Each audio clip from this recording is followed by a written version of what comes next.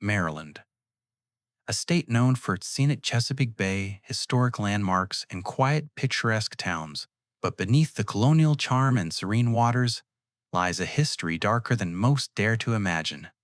We're not talking about ghost stories or folklore. Tonight, we're peeling back the veneer of 5 very real, documented tragedies, cases of true crime, psychological horror, and institutional failure that have left permanent scars on the Free State. From the chilling, unsolved murder of a beloved nun in Baltimore, to the shocking truth about a death arranged online, and the documented suffering within Civil War prison walls. These stories are deeply disturbing because they are true. I've spent weeks digging through case files, historical archives, and police reports to bring you the 5 most unsettling, nonfiction horror stories from Maryland history. Before we descend into the dark, hit that like button. It helps us expose these true horrors to more people. And subscribe so you don't miss our next deep dive into the unexplained. Get ready to lock your doors. This is a journey you can't unsee.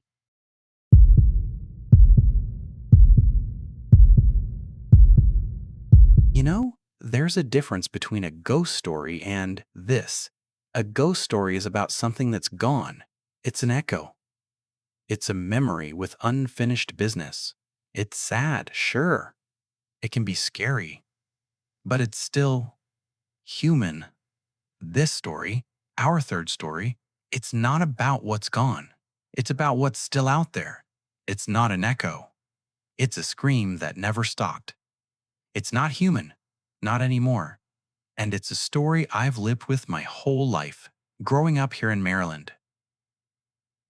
It's our story. It's our monster. I'm talking, of course, about the Goatman. Now, you might have heard the name.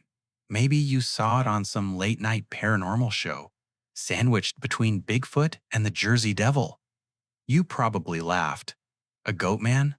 Sounds ridiculous, right? Sounds like something a kid made up. That's what you think when you're safe, in the light, in the city. But you haven't driven the back roads of Prince George's County after midnight? You haven't been on Fletchertown Road in Bowie or Governor's Bridge Road, where the trees knit together overhead so tightly that the moonlight can't even get in. Where you drive over a one-lane bridge and the only sound is the gravel crunching under your tires, and you get that cold, prickly feeling on the back of your neck.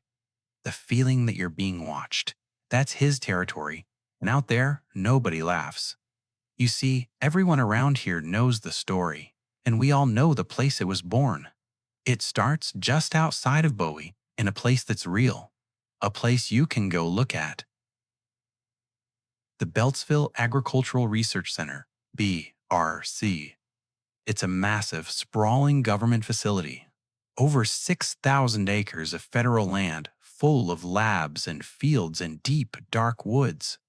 For decades, they've done all kinds of experiments out there.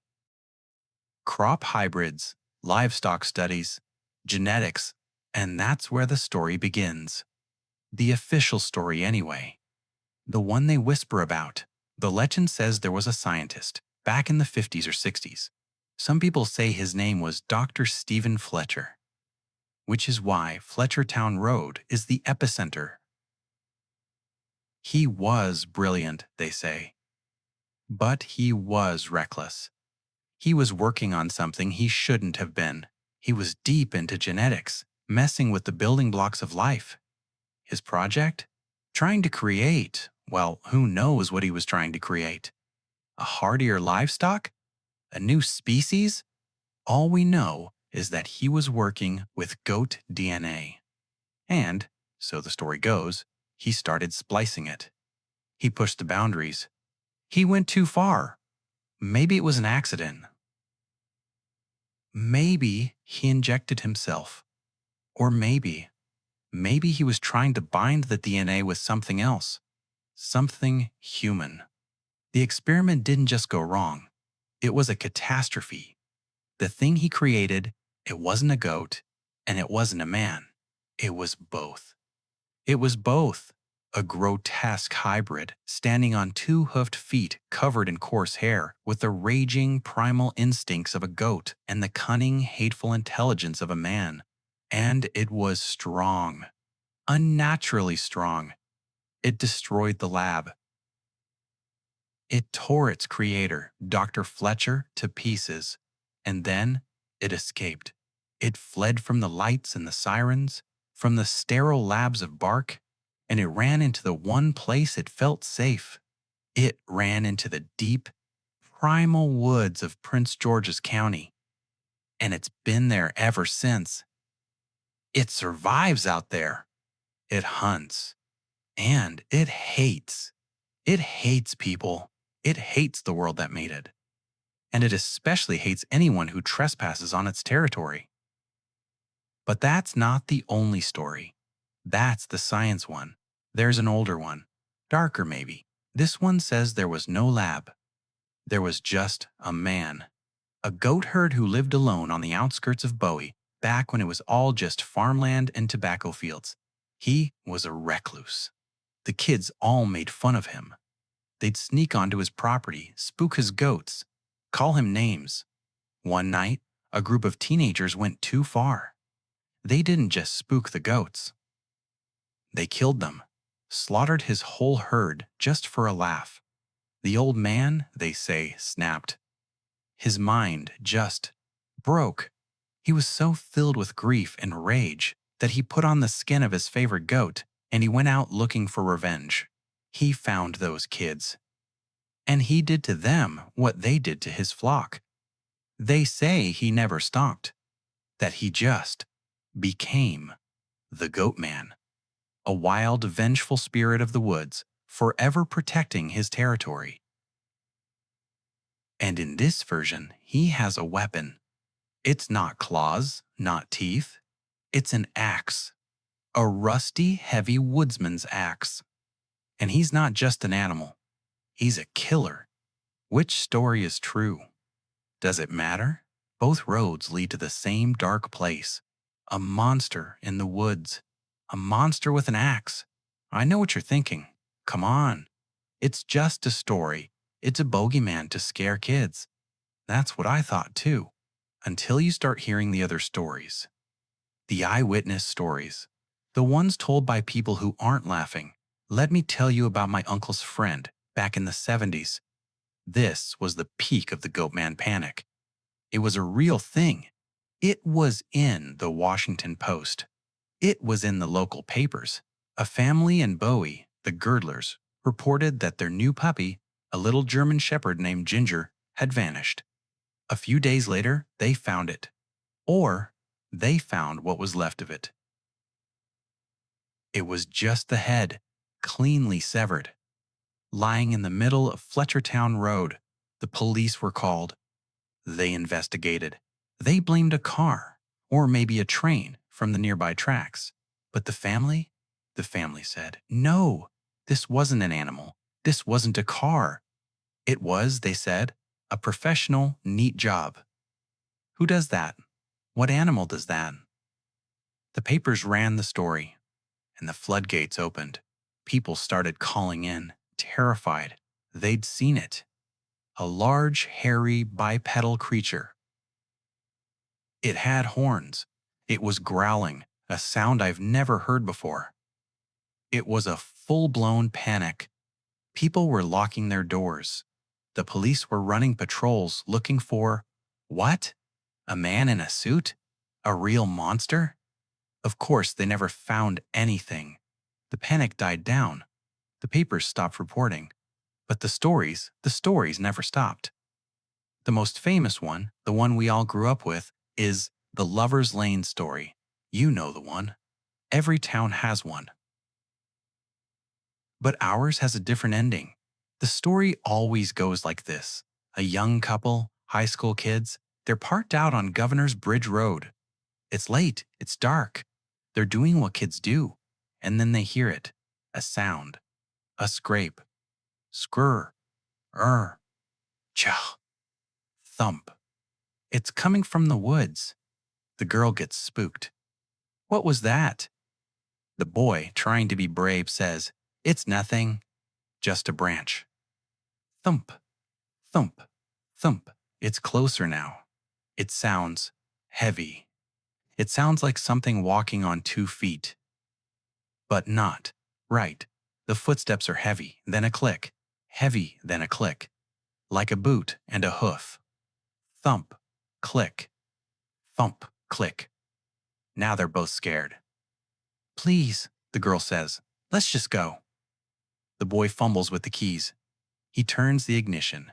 The engine roars to life, and as he throws the car into gear, he hears another sound, a loud, metallic THW whack against the trunk. He doesn't wait. He slams the gas pedal to the floor. The tires spin on the gravel. The car fishtails, and he speeds out of there, not stopping until he's back in his neighborhood, back under the streetlights. He pulls into the driveway, breathing hard, his heart hammering. He's laughing now. Nerves. See? He tells his girlfriend. It was nothing. But what was that noise? She asks. When we drove off? That loud bang? I probably just ran over a log, he says. I'll check. He gets out of the car. He walks around to the back, and he starts screaming. He doesn't stop screaming. His girlfriend gets out, and she sees it too. It wasn't a log he hit. And it wasn't a branch they heard. Embedded deep in the metal of the trunk, wedged into the steel, is a rusty, blood-stained woodsman's axe. That's the story they tell. But there are others. Dozens of them. People who have broken down on those roads. They sit in their dark, dead cars waiting for a tow truck. And they hear things moving in the trees just beyond the headlights. They hear a high-pitched shriek, a sound that's half goat, half man. They see 2 red eyes reflecting in the dark. And then there's the smell. People always mention the smell. A thick, musky, primal smell. The smell of a wet animal.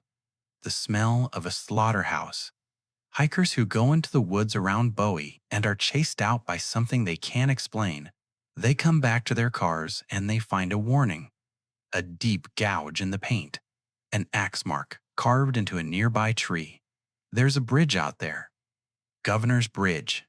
A single-lane iron bridge built in the 1800s. It's been closed for years. It's all rust and graffiti now. That's his bridge. We used to dare each other to go out there. Go stand on Goatman's bridge. Most kids won't even get out of the car. A few years ago, some friends of mine, they went. They were filming something, a dumb high school project. They were on the bridge, and they started hearing it. Footsteps. Thump, click.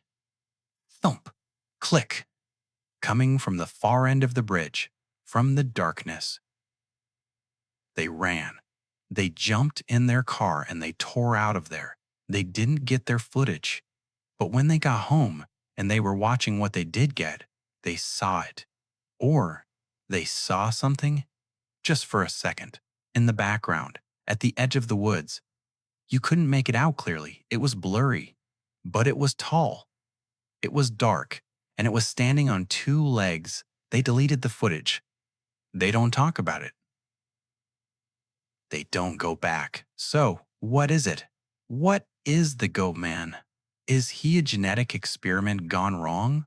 A monster of science?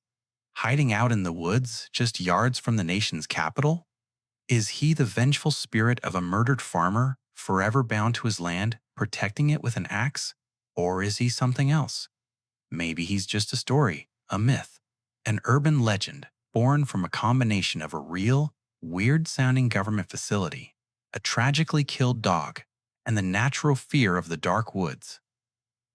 Maybe he's just a boogeyman we created because the truth is too boring. That's the rational explanation. That's the one you tell yourself in the daylight. But I've been on those roads.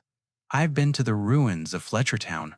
I've stood at the gate of that 1-lane bridge, and I can tell you, when the sun goes down and the fog rolls in off the Patuxent River and the only light is your high beams cutting a little yellow tunnel in the dark, rationality doesn't feel like much protection.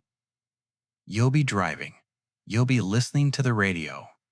And you'll hit a bump, thump, and your first thought won't be pothole. Your first thought will be, was that on the road or was that on the roof? You'll grip the steering wheel. You'll check your mirrors and you'll press your foot down on the gas. And you won't look back. The Goatman of Maryland. He's our monster. And the reason we're so afraid of him, the reason the story never dies, it's because in those woods, just outside the suburbs, in that sliver of darkness between the known and the unknown, he feels real. He feels more real than anything. So, if you're ever in Prince George's County and you decide to go looking for him, don't. Just don't.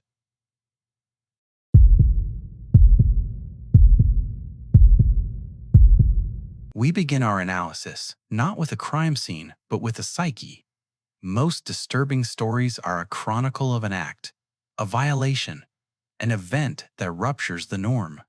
This is not one of those stories. This is the story of a trajectory. It is the clinical case file of a compulsion that was born in shadow, nurtured in anonymity, and executed with chilling precision. This is not a whodunit. We know who did it. This is not even, in the classical sense, a why-done-it. The motive was declared, documented, and agreed upon in writing. This is the case of Sharon Rena Lopatka, and it is, perhaps, the purest example of psychological horror in the Maryland archives, because the monster in this story was not an external force. It was an internal, meticulously cultivated desire. The victim was not hunted. She was a client. The killer was not an assailant. He was a service provider. This is the story of a consensual homicide. On the surface, subject Sharon Lopatka, 35, presented as a model of suburban normalcy. She lived in a tidy home in Hampstead, Maryland, a quiet town in Carroll County. She was married to a man, Victor, an analyst. She was, by all accounts, bright and articulate. She had a background in marketing. She was an entrepreneur, running several small businesses from her home.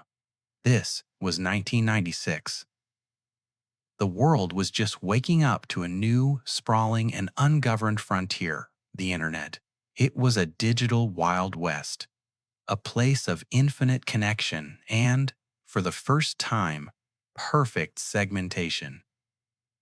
You could be anyone, you could find anything, and you could find anyone who wanted the same things you did, no matter how dark, no matter how forbidden. For Sharon Lopatka, the internet was not a tool, it was a mirror. Her businesses were a digital facade. Under the name Classified Concepts, she wrote advertising copy. She also ran websites, small digital storefronts for psychic readings, and other premium-rate phone services. This was her public-facing online persona. It was unremarkable. Her private persona was a different entity entirely. In the glowing green and black phosphorescence of 1990s newsgroups and chat rooms, the unpoliced basements of the early web, Sharon was not Sharon. She was Nancy. She was Kink or Carlson.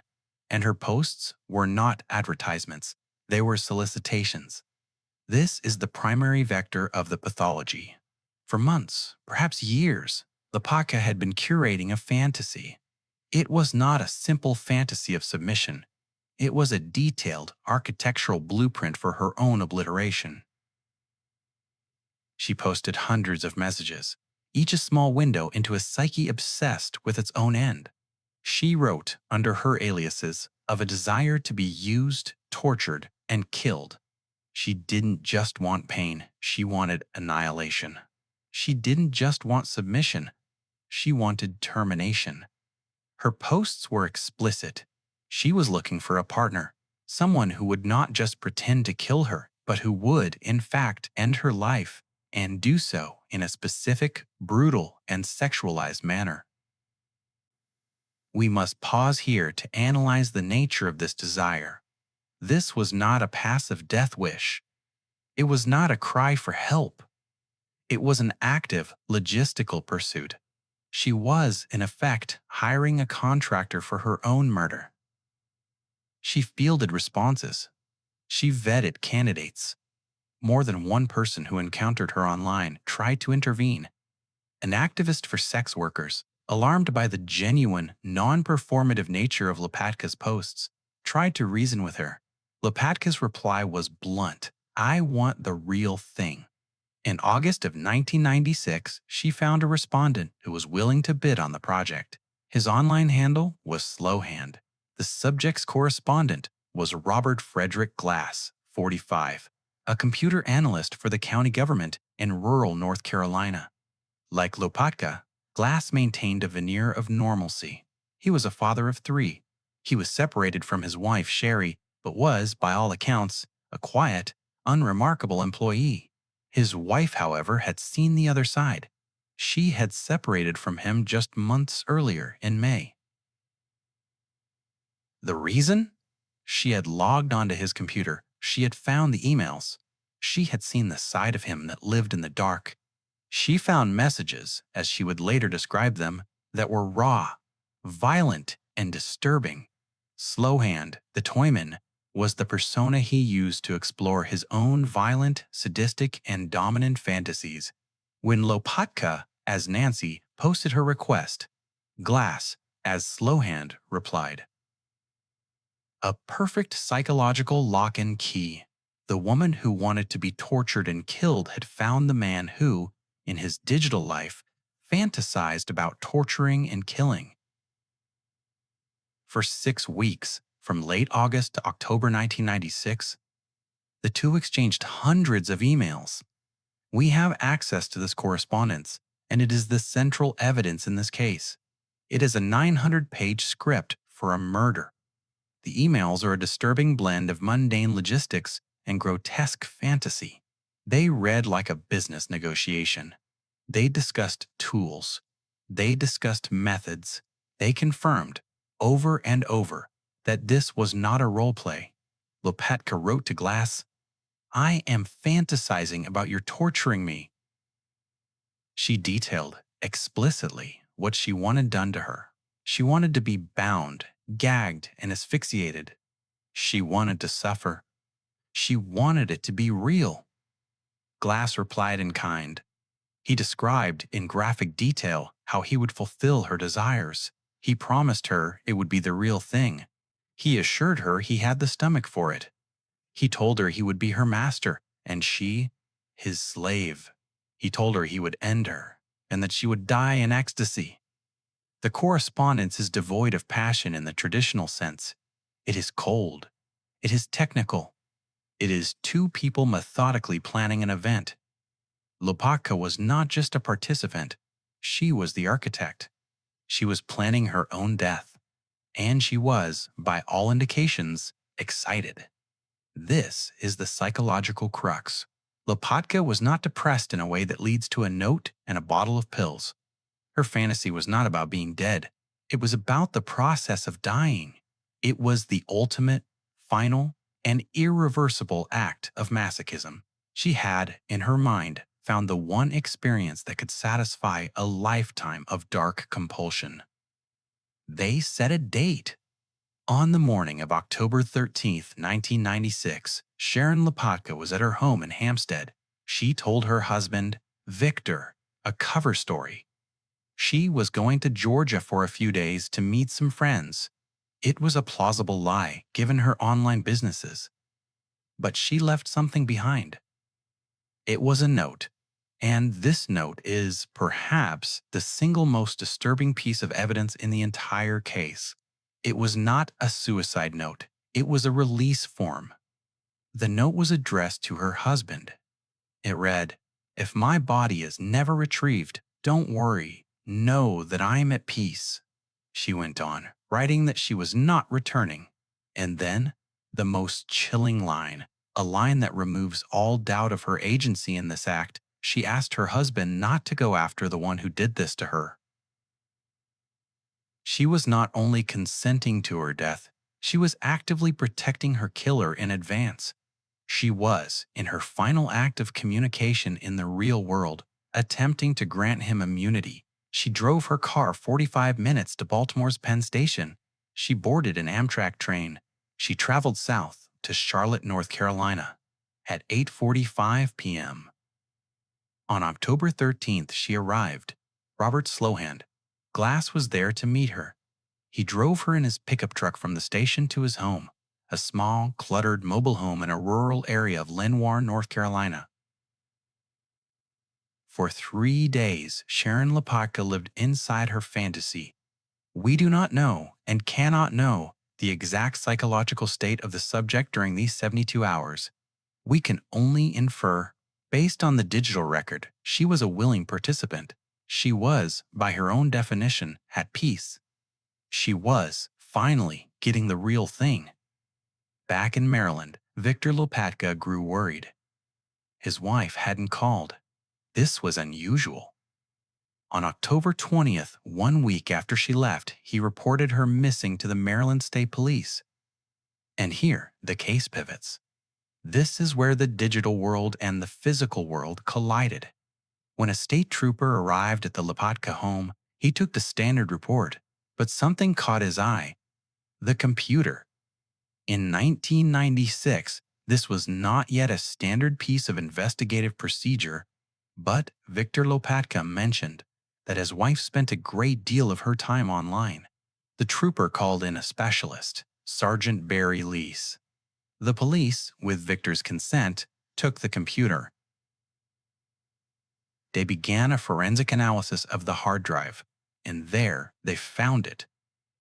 The entire digital life of Nancy, the postings, the chat logs, and, most importantly, the 900 pages of email correspondence with Slowhand. The police were not just reading fantasies. They were reading a murder plot. They saw the emails from Glass, detailing how he would torture and kill her. They saw the emails from her, begging him to do it.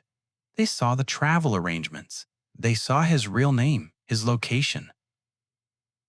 The investigation was no longer a missing persons case. It was a manhunt. But it was a manhunt where the police had the killer's name, his address, and a signed confession, all provided by the victim. Maryland State Police contacted the authorities in North Carolina. On October 25, 1996, police began staking out Robert Glass's mobile home. They watched him. They saw no sign of Sharon. They watched him go to work, come home, live his life as if nothing had happened. They obtained a search warrant. When they entered the trailer, they found what they expected: bondage equipment, drugs, and items belonging to Sharon Lopatka. But they did not find Sharon. An officer walked the property. The trailer was messy, cluttered with trash and toys. About 75 feet from the home, the officer noticed a patch of disturbed soil, a fresh mound. They began to dig. They found her, 5 feet down. She was buried in a shallow grave. The autopsy, performed by North Carolina's chief medical examiner, confirmed the cause of death: ligature strangulation. She had been asphyxiated, just as she had requested. The autopsy report stated she was killed on October 16th, 3 days after she arrived. Robert Glass was arrested at his desk, at his county government job. He was charged with first-degree murder. The case that followed was a legal and ethical nightmare. How do you prosecute a murder when the victim has 900 pages of emails begging to be killed? Glass, for his part, tried to create a new narrative. His lawyer claimed it was an accident, consensual sex gone wrong. Glass himself, in a later interview, would claim, "I don't know how much I pulled the rope. I never wanted to kill her, but she ended up dead." This claim is functionally irrelevant. It is a self-serving statement contradicted by months of digital premeditation. The police and prosecutors, armed with the emails, did not believe him. The affidavits were clear. Additional email messages described in detail how Slowhand was going to sexually torture the missing person and ultimately kill her. The defense was not that he didn't do it. The defense was that it was an accident in the process of fulfilling her fantasy. This case was a media sensation. It was death on the internet.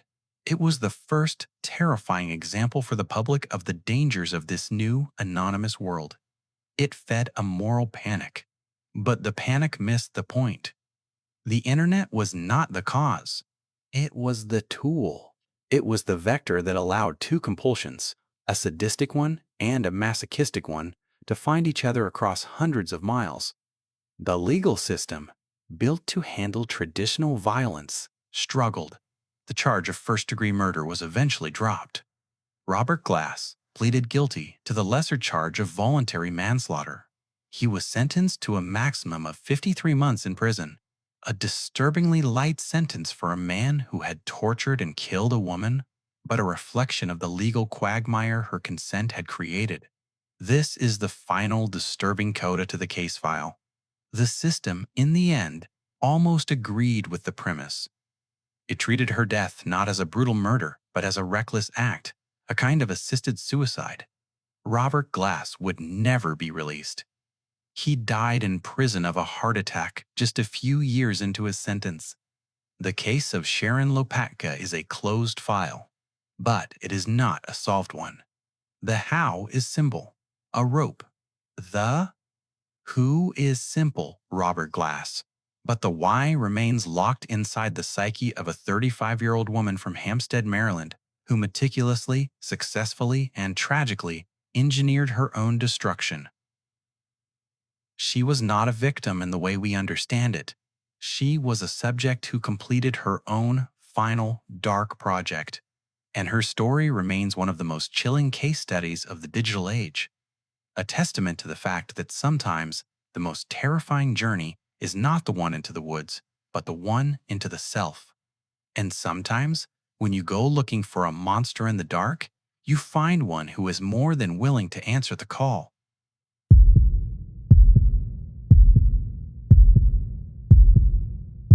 This is a story about a murder. But it's not just a story about a murder, it's a story about a city, Baltimore. It's about a time, 1969, when the world was changing. But some institutions were fighting to stay exactly the same. It's a story about secrets, buried so deep they were mistaken for memories, and memories so traumatic they were mistaken for lies. This is the story of a 26-year-old woman, a beloved teacher, a nun. Her name was Catherine Ann Cesnik. And her death is not just a cold case. It is a locked room. And for 50 years, the people who hold the key have refused to open the door. This is the first of Maryland's most disturbing stories. It's the one that reaches from a lonely patch of frozen ground in 1970 all the way into the present day. A story that asks a terrible question: who killed Sister Cathy? And what or who were they protecting? To her students, she was simply Sister Cathy. In the halls of Archbishop Keel High School, an all-girls Catholic school in suburban Baltimore, she was a beacon. It was the late 1960s, a time of upheaval, and Sister Cathy was different. She was young, vibrant, and kind. She wore a modified, more modern habit. She coached drama, she taught English, and more than that, she listened. In a world of rigid dogma and unquestionable authority, she was the person the girls felt they could talk to. She was, as many would later say, the one person they trusted. In 1969, Sister Cathy was on a sabbatical from her order, the School Sisters of Notre Dame.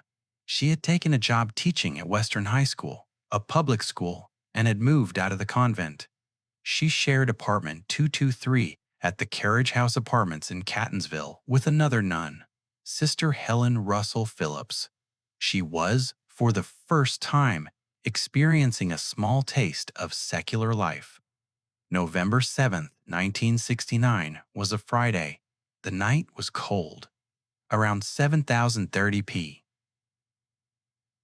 p.m. Sister Cathy told her roommate she was heading out. Her sister, Marilyn, had just gotten engaged in Pennsylvania, and Cathy wanted to buy her a present. She drove her green 1968 Ford Maverick to the Edmondson Village Shopping Center. We know she made it. We have the receipts of her movements. the small breadcrumbs of a life about to be extinguished. She went to the First National Bank and cashed a paycheck. She went to Heck's department store to shop for that gift. And she stopped at Mully's Bakery. What happened after she left the bakery is a blank page. Sister Helen Russell! Phillips waited. As the hours passed, she grew worried. Around midnight, she made her first calls. She called her priest. She called another priest, Father Gerard Koob, a friend of Cathy's. The men came to the apartment. They waited with her. At 3000 a.m. on November 8th, they called the police. Sister Catherine Cesnik was officially a missing person. It didn't take long to find the car. Just hours later, in the pre-dawn darkness around 40 a.m., police located her Ford Maverick. But it wasn't where it should have been. It was illegally parked, caked in mud, blocking a driveway on an adjacent street, just a short walk from her apartment. Inside, on the front seat, sat a small white box of buns from Mully's Bakery. Of Sister Cathy, there was no sign. For 2 months, Baltimore waited. The police searched. The family prayed. The newspapers ran her picture, the hopeful, kind face of a young nun. Where was she? Had she run away? Was it an accident, or was it something worse? The winter of 1969-1970 was cold. The ground froze. On January 3, 1970, a hunter and his son were walking through a remote, snow-dusted patch of woods in Lansdowne, a blue-collar suburb of Baltimore. The area was known to locals as a garbage dump, an informal landfill off Monumental Road. It was there, behind a stand of trees, that they saw her. Her body was frozen solid, lying in a tangled position as if she had been tossed from a car. The autopsy would later determine the cause of death. Blunt force trauma to the right side of her skull. A single, devastating blow had caused an intracerebral hemorrhage. She had been murdered. The police investigation began, but it was, by all accounts, thin. Detectives had little to go on. There were no witnesses to her abduction. No murder weapon was found. The case was a whodunit with no suspects. There was, however, one very strange lead. Father Gerard Koob, the priest who had been at Sister Cathy's apartment the night she vanished, told police that he had received 2 phone calls in the weeks after her disappearance. The caller, a man, simply said, "Sister Cathy is dead," and hung up. The investigation stalled. Theories were floated. Was it a robbery gone wrong? A random, brutal attack? Was it connected to Father Koob, who, it was rumored, had feelings for Cathy and had even considered leaving the priesthood to marry her? Police investigated him, but he was cleared. The case grew cold. The files were put away. The memory of the vibrant young teacher faded from the public consciousness, becoming just another unsolved statistic. For more than 20 years, the ground in Lansdowne held its secret. And then, in 1992, the past didn't just resurface. It erupted. Her name was Jean Weiner. In the 1960s, she was Jean Hargadon, a student at Archbishop Kiel High School. And in 1992, after decades of silence, she filed a lawsuit against the Archdiocese of Baltimore. She did so under a pseudonym, Jane Doe. Her allegations were horrific. She claimed that as a student, she had been subjected to a torrent of sexual abuse. But the man she named wasn't some stranger. He was the school's counselor and chaplain. He was Father A. Joseph Maskell. Jean's lawsuit opened a Pandora's box. Another former student, Teresa Lancaster, came forward. She filed her own suit as Jane Roe. Soon, more and more women from Kiel began to talk, to share their own stories of abuse at the hands of Maskell and, they alleged, others. They described a pattern of manipulation and terror. Maskell, they said, was not just a priest. He was a predator with immense institutional power. He was the school counselor, the one girls were sent to when they had problems. He would prey on the vulnerable, the ones from broken homes, the ones who wouldn't be believed. The abuse, they claimed, wasn't just confined to his office. They alleged he would farm them out to other men, including, they claimed, local police officers. And suddenly, the murder of Sister Cathy Cesnik was no longer a cold case. It was the potential motive. Jean Wayner's story, the one she had suppressed for over 20 years, was the connection. She claimed that as a 16-year-old student, distraught over the abuse, she had confided in the one person she trusted.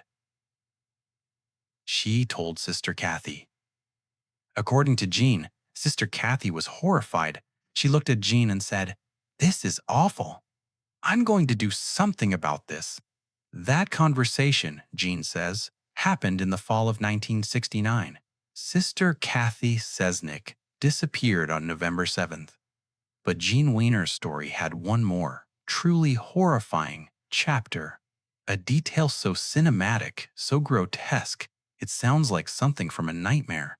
Sometime in November, just days after Sister Cathy vanished, but 2 months before her body was officially found, Jean says Father Maskell drove her to a remote, wooded area. He walked her out to a patch of dirt and leaves, and he showed her the body. Jean described the scene in agonizing detail. She saw the maggots on the body's face. She remembered Maskell grabbing her by the chin, forcing her to look, and delivering a message that would seal her silence for decades. You see what happens when you say bad things about people? This was the theory. The motive. Sister Cathy wasn't killed in a random robbery. She was murdered because she knew. She was going to expose Father Maskell and the abuse ring he was allegedly running at a Catholic high school. And she was silenced. This theory reframed everything. It explained the power, the motive, and the potential cover-up. Because Father Maskell wasn't just a priest. He was the chaplain for both the Baltimore County Police and the Maryland State Police. He had friends in high places. He had connections. If he was the killer, he was the one man who could make an investigation disappear. The lawsuits by Jane Doe and Jane Roe in the 1990s were ultimately dismissed. Not because the claims were disproven, but because of the statute of limitations. Too much time had passed. The Archdiocese responded. In 1994, Father Maskell was finally, quietly, removed from the ministry. He was not charged with a crime. He was not sent to prison. He was sent to Ireland, where he continued to practice as a psychologist. He died of a stroke in 2001, proclaiming his innocence to the end. And there, the story might have died again. A collection of dismissed lawsuits, dead-end leads, and a dead suspect. But the women didn't stop. Jean Wayner and Teresa Lancaster, their names now public, continued to fight. And they were joined by 2 other former Keough students, Gemma Hoskins and Avi Schaub. These women, now retired, became amateur detectives. They called themselves the Keepers of the Secret. They dug through yearbooks. They built spreadsheets. They created a Facebook group, and hundreds of women from Keough joined, sharing stories, piecing together a mosaic of abuse and fear. They pressured the police. They pressured the media. In 2017, their quest became the subject of a 7-part Netflix docuseries, The Keepers. The series brought the Baltimore case to the world, and it was a sensation. It laid out the timeline, the victims' stories, and the towering wall of silence they had faced from the 2 institutions that dominated their world, the church and the police.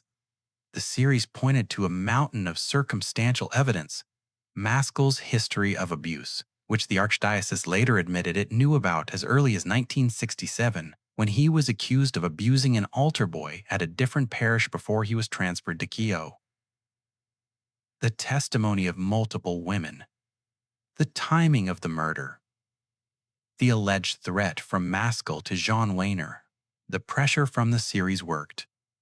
The Baltimore County Police, facing a global spotlight, reopened the case, and they announced a major step.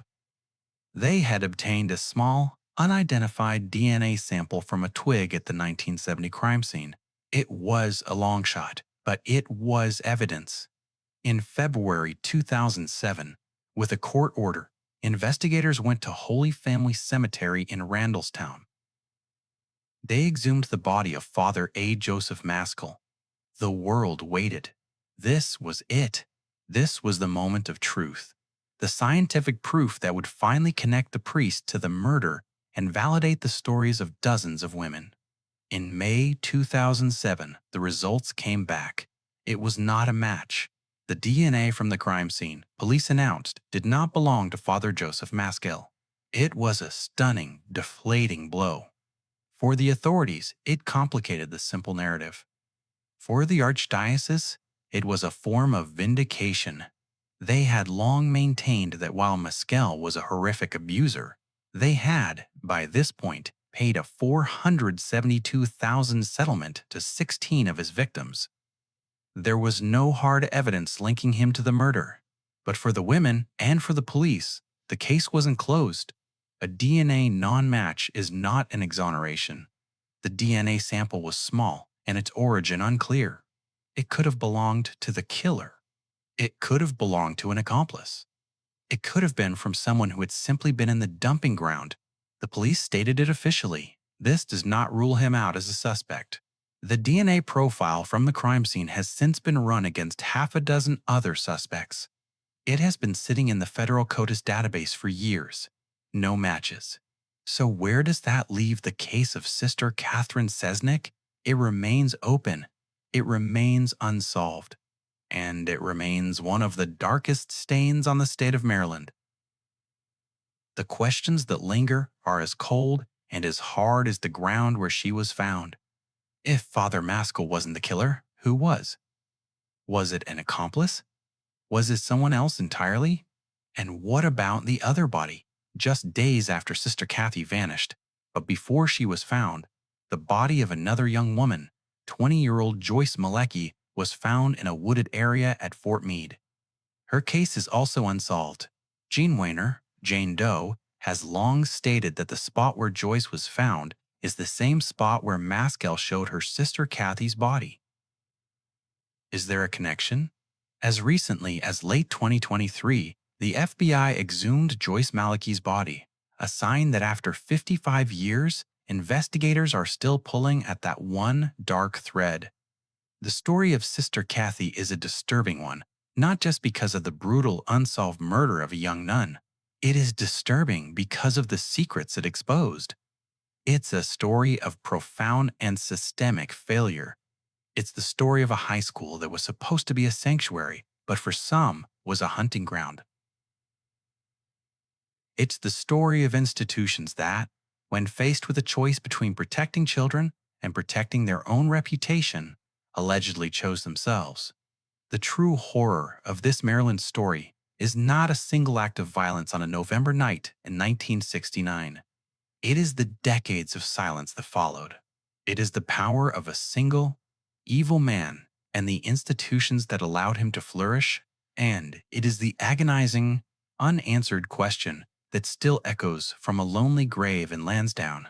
Who killed Sister Cathy? And will they ever, truly, be brought to justice?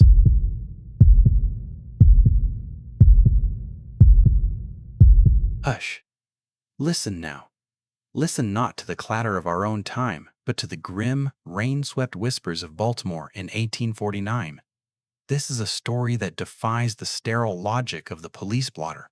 It is a story rooted not in a single act of violence, but in the slow, agonizing, and ultimately inexplicable disintegration of a soul.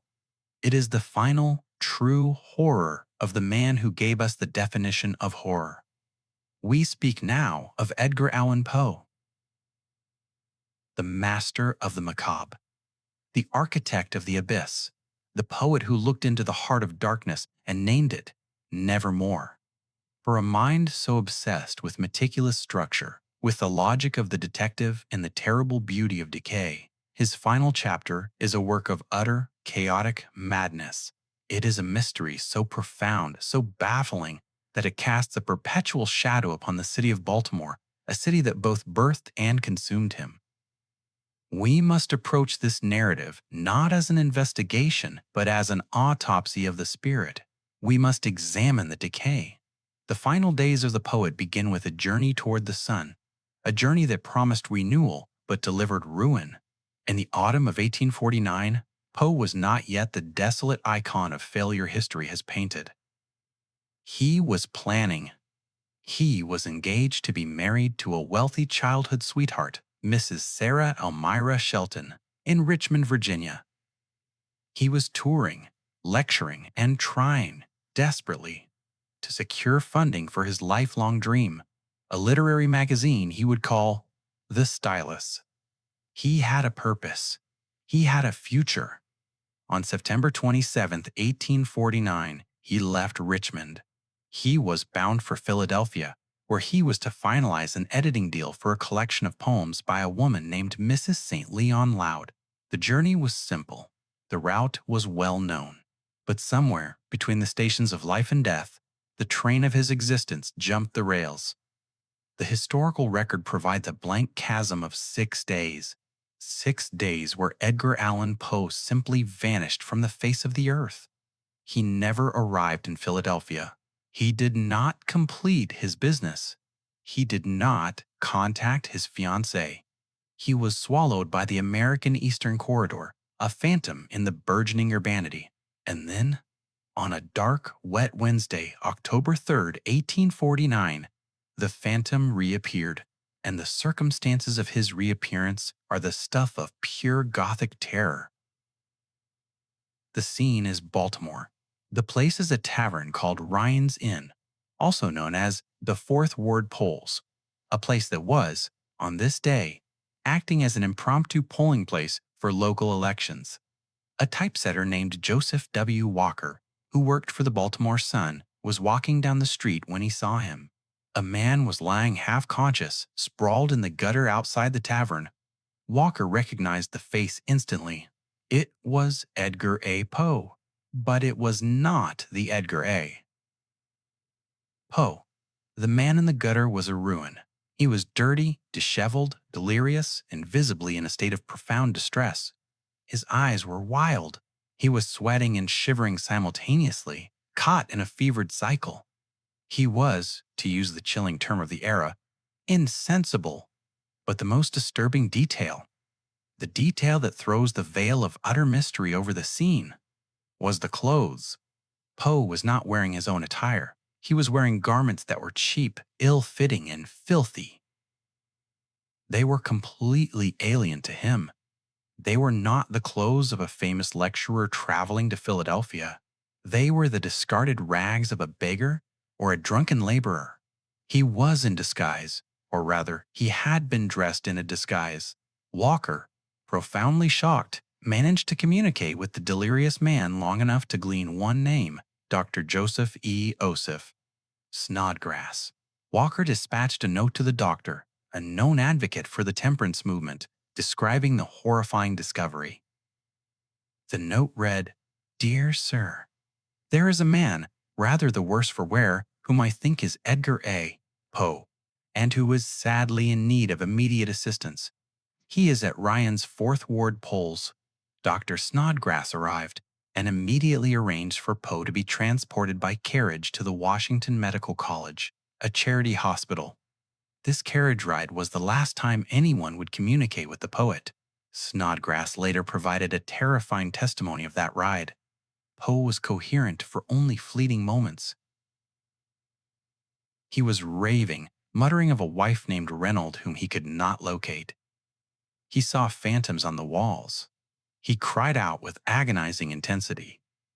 He was, in short, seized by a consuming madness.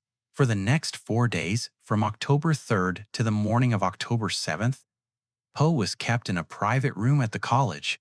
He was guarded. He was ministered to, but he never regained continuous lucidity. His physician, Dr. John J. Moran, observed him closely.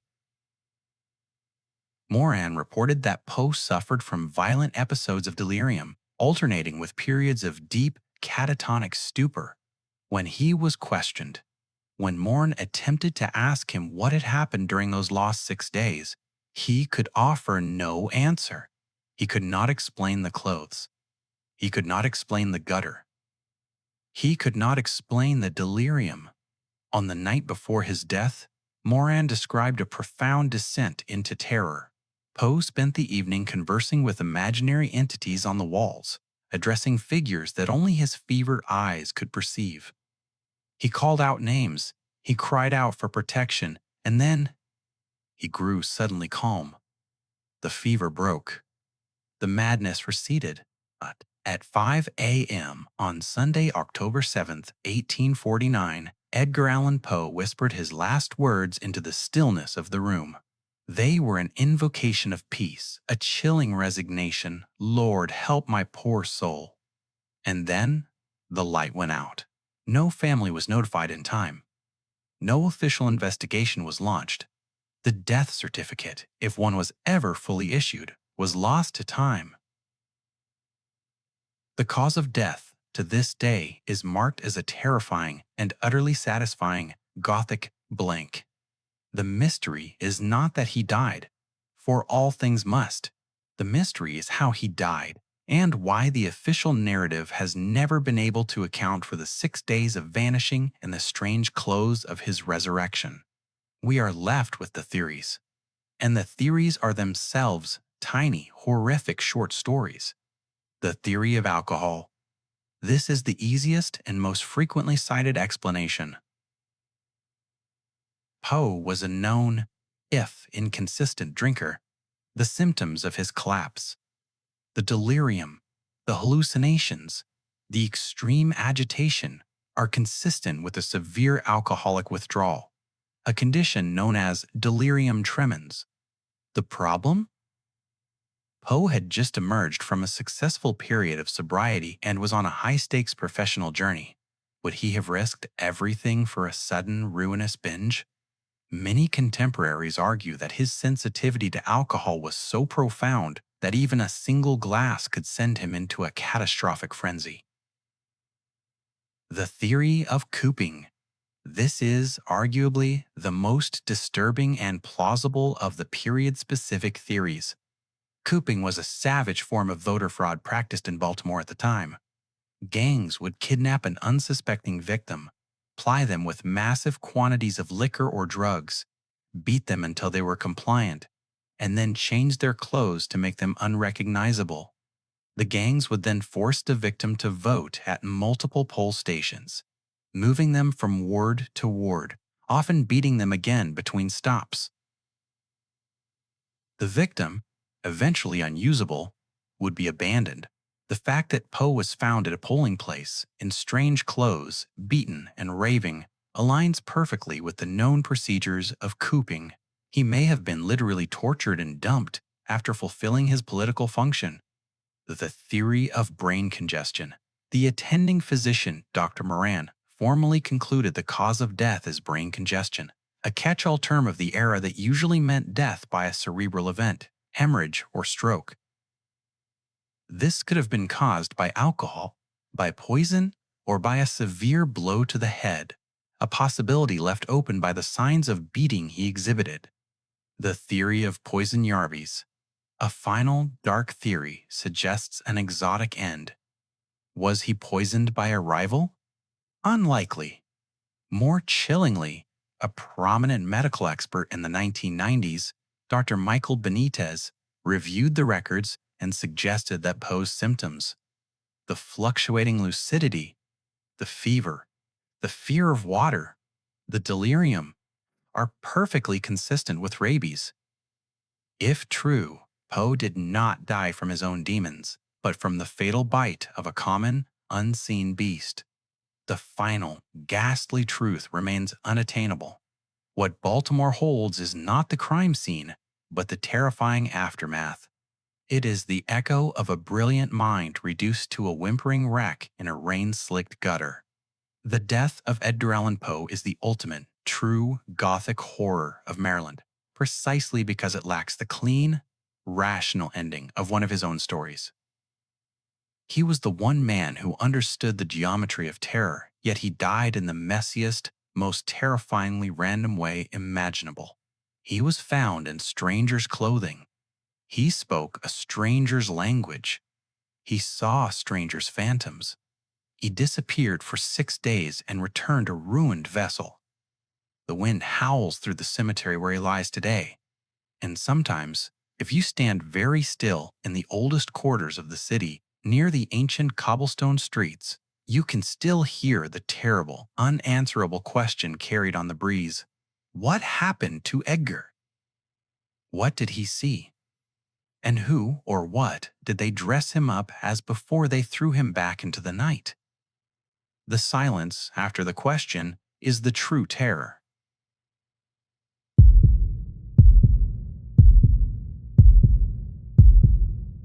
This is the story of a place, a low, sandy spit of land in St. Mary's County, Maryland, where the Potomac River empties its cold waters into the vastness of the Chesapeake Bay.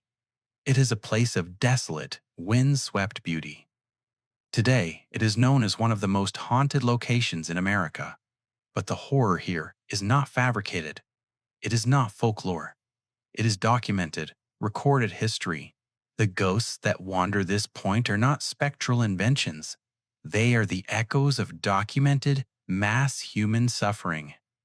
We speak now of Point Lookout, the site of the Civil War prison camp, a place whose true history is far more brutal and disturbing than any ghost story could ever be. In the summer of 1862, the Union Army established a hospital here. It was a strategic point, remote, accessible only by water, and defensible. But the great catastrophe of the American Civil War, the endless, overwhelming tide of captured soldiers, quickly transformed this point from a place of healing into a place of containment. In August 1863, the hospital was converted into the largest prisoner of war camp in the Union. It was a simple, stark transformation. A high wooden palisade, 10 feet tall, was erected around a 30-acre triangular plot of ground. Inside, the land was flat, exposed, and sandy. The perimeter was lined with a dead line, a low wooden railing that no man could cross without being shot by the guards in the surrounding watchtowers. This enclosure was built to hold 10,000 men.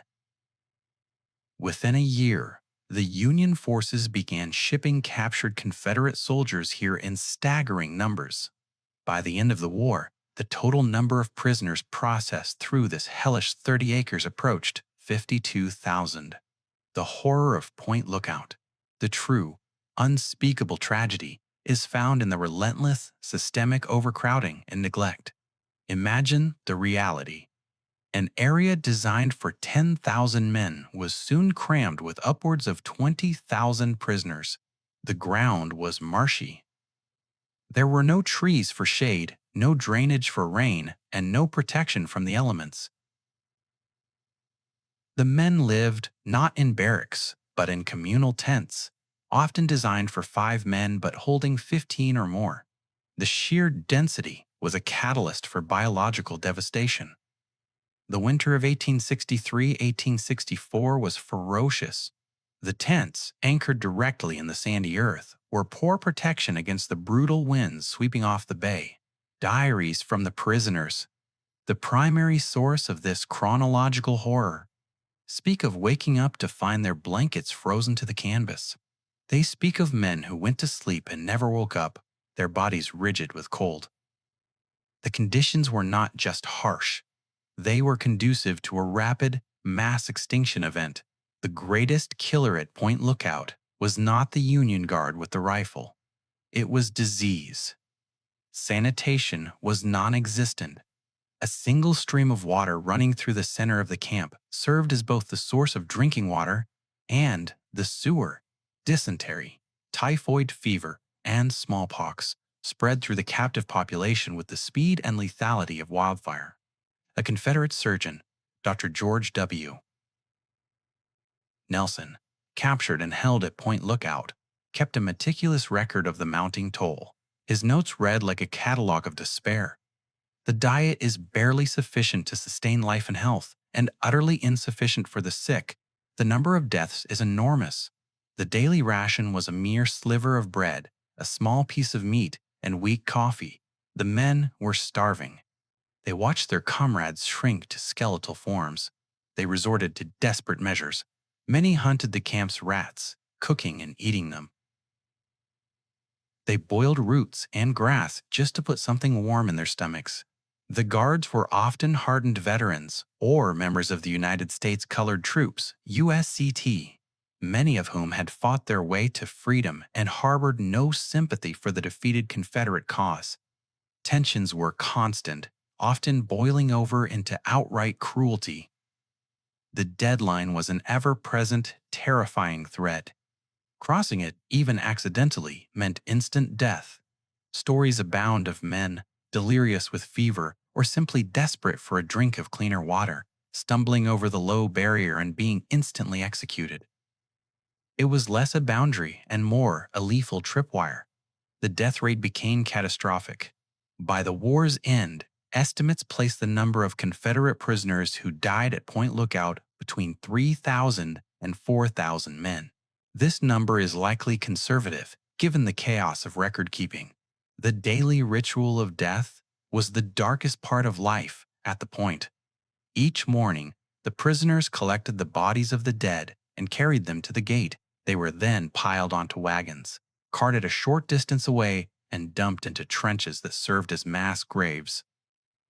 The burial parties were themselves prisoners, burying their friends one day, knowing they might be buried the next. The records tell of a specific kind of horror in the hospital, which was itself overwhelmed. When a man was near death from smallpox or typhoid, he was often placed on the outer edge of the crowded tent, a marker tied to his toe. When the marker was pulled in the morning, the body was added to the death wagon. The men died in silence, alone in a crowd of thousands.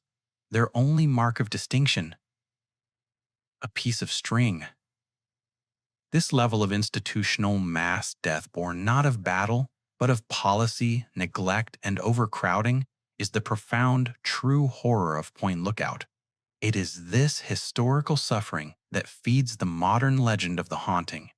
The spirits here are documented not by mediums, but by men of history. Over 3,000 men died on this desolate piece of Maryland land. Their suffering was absolute. This is why, today, the Point Lookout Lighthouse is consistently cited as one of the most intensely haunted sites on the eastern seaboard. Visitors, guards, and paranormal investigators report phenomena that are too numerous and too specific to be dismissed. They hear the coughing fits of the afflicted, the rattle of chain and shackle. They hear disembodied voices, often speaking in a low, agonizing groan. They hear the phantom footsteps of sentries patrolling the now-vanished deadline. The most disturbing reports involve the residual energy of the suffering. People who visit the point report sudden, inexplicable waves of profound despair, extreme physical weakness, and acute hunger. They are not feeling afraid. They are feeling the suffering of the men who starved and froze here. The ghost of a lone Confederate soldier is sometimes seen patrolling the water's edge, his face gaunt, his uniform in tatters. He is not a malevolent entity. He is a man frozen in his moment of greatest misery. Point Lookout is, in the end, a devastating truth about human brutality during wartime. It is a reminder that the most terrifying phantoms are often the physical remnants of true tragedy. The horror is not in the jump scare of a ghost. The horror is in the knowledge that this ground, this quiet, beautiful Maryland park, drank the life and the hope of thousands of men.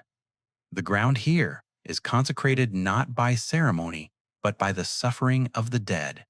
And when you stand on that lonely spit of land, with the wind tearing at your coat and the waves crashing against the memorial, you are not standing in a haunted park. You are standing in a cemetery of men forgotten by history who continue to use the language of the grave.